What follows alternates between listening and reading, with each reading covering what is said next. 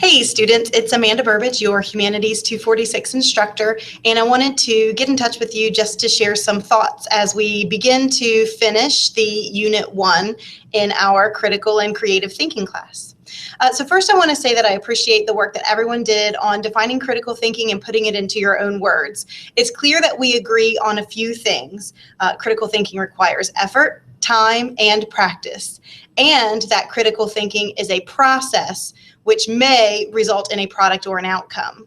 And I hope it's clear to everyone that critical thinking is a learned behavior. It's not necessarily a natural gift.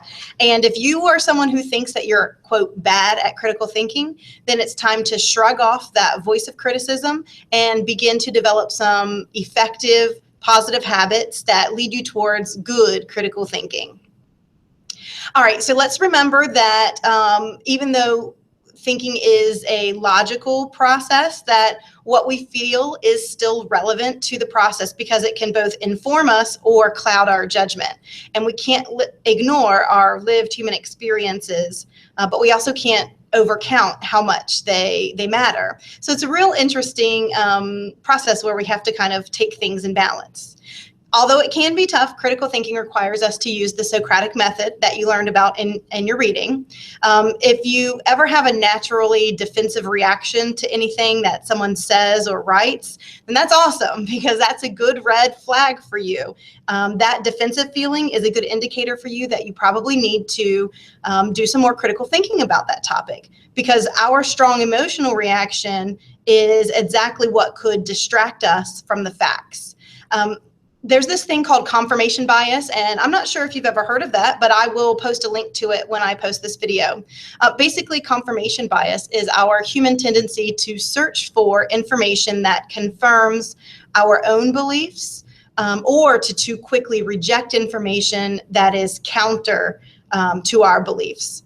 And so this phenomenon has been examined by economists and psychologists and social scientists, all because it's really problematic. It inhibits the way that we think, and it is a obstacle to good decision making.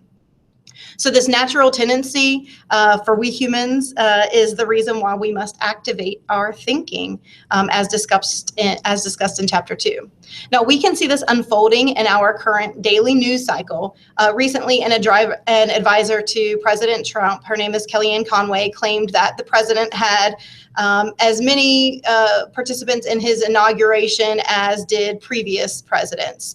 And when she was making this explanation, she used a word called alternative facts. And you may have heard this phrase in other areas in the news cycle and things.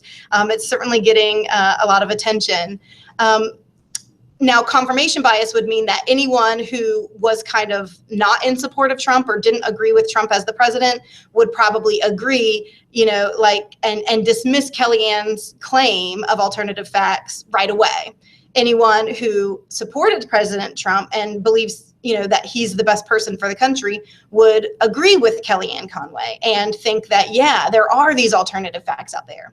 So your natural emotional reaction to this current news event is exactly that confirmation bias that we need to be careful of.